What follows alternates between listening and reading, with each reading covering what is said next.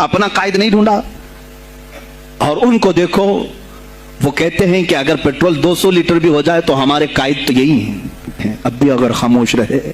इसीलिए मैं बार बार कहता हूं, उठो वो घर ना हश्र ना होगा फिर कभी, दौड़ो के जमाना चाल अपनी चल गया। तुम अपनी सियासत को मुंतखब करो, तुम अपनी क़ियादत को मुंतखब करो। और अगर अभी भी सियासी लाशऊरी की जिंदगी गुजारते रहोगे, लुकमे बनते चले जाओगे। असी शऊर को भी बेदार करो, सियासत को समझो, तुम कब तक इस्तेमाल होते रहोगे। अब इसमें उलमा को भी आना चाहिए कि इनके सियासी शऊर को बेदार करें। तुम्हारे साथ आज जो खेल खेला जा रहा है, तुम हर एक की जय विजय करते हुए हर पार्टी के पीछे जाते हो। तुमने आज तक अपना कायद नहीं ढूंढा, अपना कायद नहीं ढूंढा।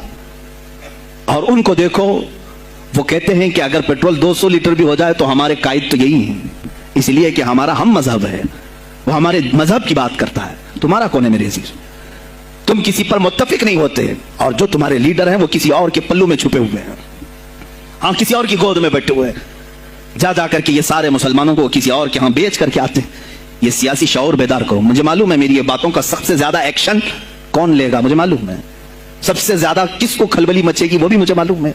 इसलिए कि मैं उन सेकुलर पार्टियों के बारे में बोल रहा हूं जो चेहरा सेकुलर बता करके हम आप सबके वोट लेकर के चले जाते हैं, और फिर मुझे बताओ जिनको तुम अपना मसीहा समझ करके उनके पीछे जय जय करते घूमते रहते हो, तुम्हारे मजहब पर आज क्या हमले नहीं हुए हैं, क्या नहीं हुए?